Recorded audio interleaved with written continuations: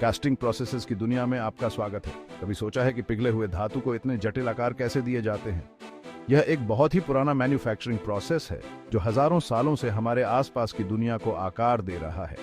आगे हम जानेंगे कि पिघले हुए धातु को जमाने के लिए अलग अलग तरह के सांचे कैसे बनाए जाते हैं, उन सांचों को बनाने के लिए किन मटेरियल्स का उपयोग होता है और एक मेथड को दूसरे पर क्यों चुना जाता है। कास्टिंग सबसे पुराने धातु मैन्युफैक्चरिंग प्रोसेसेस में से एक है और एकमात्र ऐसा प्रोसेस है जहां लिक्विड मेटल का उपयोग किया जाता है। इसी की वजह से हम ब्रॉन्ज एज से आयरन एज में आ पाए और आज भी इंजन ब्लॉक से लेकर फाइन ज्वेलरी तक बहुत सी चीजें इसी तरह बनाई जाती हैं। इस वीडियो के अंत तक आपको कास्टिंग के मुख्य प्रिंसिपल्स, हर मेथड के प्रोज और कॉन्स और शायद आपके अपने प्रोजेक्ट्स के लिए कुछ आइडियाज भी मिल जाएंगे।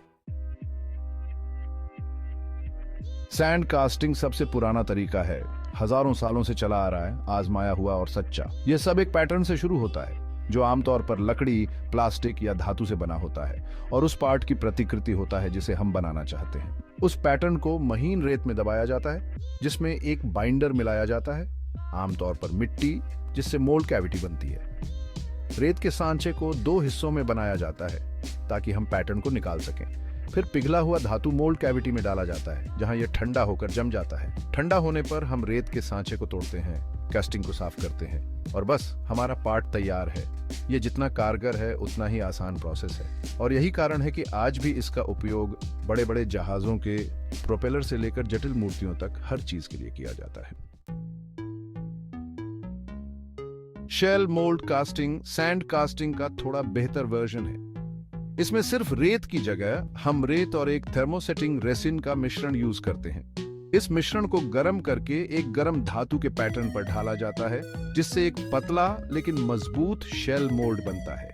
फिर शेल मोल्ड को पैटर्न से हटा दिया जाता है और दो हिस्सों को जोड़कर पूरा सांचा बनाया जाता है। शेल मोल्ड कास्टिंग की खास बात यह है कि इसमें सैंड कास्टिंग की तुलना में बहुत स्मूथ सरफेस फिनिश मिलती है। इसके अलावा यह पतली दीवारों और अधिक जटिल डिटेल्स वाले पार्ट्स बनाने के लिए बहुत अच्छा है, जैसे सिलेंडर हेड्स, कनेक्टिंग रॉड्स और कुछ बहुत ही डिटेल्ड ज्वेलरी पीसेस भी।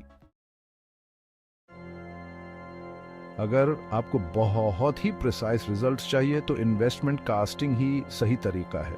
यहाँ हम ऐसे पार्ट्स बनाते हैं जिनकी टॉलरेंसेस इतनी प्रिसाइज होती हैं कि उन्हें मापने के लिए आपको माइक्रोस्कोप की जरूरत होगी। यह सब एक वैक्स पैटर्न से शुरू होता है जिसे बार बार एक सेरामिक स्लरी में डुबोया जाता है जब तक कि उस पर एक मोटी मजबूत परत न बन जाए। एक बार सेरामिक का शेल सूख जाने पर मोम को पिघलाकर निकाल दिया जाता है जिससे एक प्रिसाइज कैविटी रह जाती है। फिर पिघला हुआ धातु इस कैविटी में डाला जाता है और बस आपको एक नियर नेट शेप कास्टिंग मिलता है जिसमें बहुत कम मशीनिंग की आवश्यकता होती है।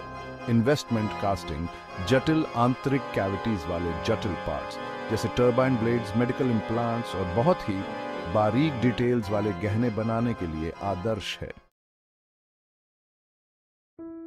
प्लास्टर मोल्ड कास्टिंग को सैंड कास्टिंग का कलात्मक वर्जन कहा जा सकता है। इसमें रेत की जगह हम सांचा बनाने के लिए प्लास्टर ऑफ पेरिस और पानी के मिश्रण का उपयोग करते हैं।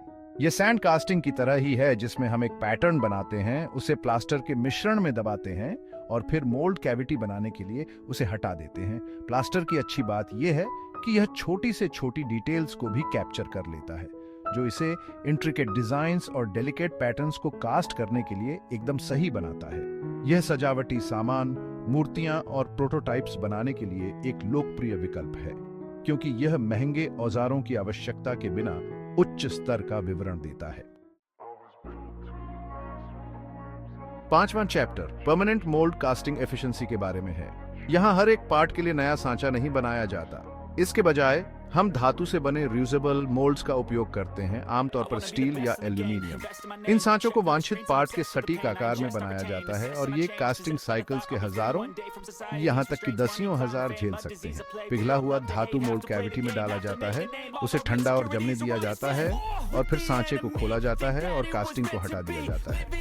ये प्रोसेस उच्च मात्रा वाले प्रोडक्शन रन्स के लिए बहुत अच्छा है क्योंकि सांचे लंबे समय तक चलने के लिए बनाए जाते हैं। इसी तरह इंजन ब्लॉक्स, सिलेंडर हेड्स और अन्य ऑटोमोटिव कंपोनेंट्स बनाए जाते हैं। छठा चैप्टर डाई कास्टिंग की दुनिया का हाई स्पीड चैंपियन है। यहाँ पिघले हुए धातु को बहुत ज्यादा प्रेशर के साथ एक स्टील के सांचे, जिसे डाई कहा जाता है, में इंजेक्ट किया जाता है। इससे बहुत ही प्रिसाइज और डिटेल्ड कास्टिंग्स बनते हैं, जिनकी सरफेस फिनिश बहुत स्मूथ होती है। चूंकि धातु को प्रेशर के साथ इंजेक्ट किया जाता है, यह डाई में मौजूद छोटी से छोटी कैविटीज को भी भर देता है, जो इसे जटिल आकार और पतली दीवारों वाले पार्ट्स के लिए आदर्श बनाता है। डाई कास्टिंग एक हाई वॉल्यूम प्रोडक्शन प्रोसेस है, जो car parts, toys, electronics components और यहां तक कि आपके बैकपैक पर लगे उन छोटे छोटे धातु के बकल्स के लिए एकदम सही है। 7वां चैप्टर, सेंट्रीफ्यूगल कास्टिंग, किसी साइंस फिक्शन मूवी जैसा लगता है। यहाँ सिलिंड्रिकल पार्ट्स बनाने के लिए पिघले हुए धातु को तेज गति से घुमाया जाता है। यह लिक्विड मेटल के लिए एक तरह का मेरी गो राउंड है। पिघले हुए धातु को एक घूमते हुए सांचे में डाला जाता है और सेंट्रीफ्यूगल फोर्स धातु को बाहर की ओर धकेलती है, जिससे एक खोखला सिलेंडर बनता है। यह प्रोसेस पाइप्स, ट्यूब्स और कंसिस्टेंट वॉल थिकनेस और अच्छी कंसेंट्रिसिटी वाले अन्य सिलिंड्रिकल शेप्स बनाने के लिए एकदम सही है। इसका उपयोग प्लम्बिंग, एरोस्पेस जैसे उद्योगों में किया जाता है और यहाँ तक कि स्टील मिल्स में इस्तेमाल होने वाले विशाल रोलर्स को बनाने के लिए भी। तो बस आज मैन्युफैक्चरिंग में उपयोग किए जाने वाले विभिन्न कास्टिंग प्रोसेसेस पर एक नजर। सैंड कास्टिंग की प्राचीन कला से लेकर डाई कास्टिंग की हाई टेक प्रिसिजन तक, हर मेथड के अपने यूनिक एडवांटेजेस और एप्लीकेशंस हैं। हमने देखा है कि कैसे पिघले हुए धातु को सावधानी पूर्वक नियंत्रित और निर्देशित करके बड़े बड़े इंजन ब्लॉक्स से लेकर नाजुक गहनों तक सब कुछ बनाने के लिए इस्तेमाल किया जा सकता है। चाहे स्मॉल बैचेस के लिए हो या बड़े पैमाने पर प्रोडक्शन के लिए, कास्टिंग एक बहुमुखी और एसेंशियल टेक्निक बनी हुई है। ये मानवीय इंजेन्युइटी का प्रमाण है, जो रॉ मटेरियल्स को लेकर उन्हें हमारी दुनिया के बिल्डिंग ब्लॉक्स में बदल देता है। यह एक ऐसा प्रोसेस है जिसने हमारे इतिहास को आकार दिया है और यह हमारे वर्तमान और भविष्य को आकार देना जारी रखे हुए है। देखने के लिए धन्यवाद और ऐसी ही जानकारीपूर्ण वीडियोस के लिए लाइक और सब्सक्राइब करना न भूलें।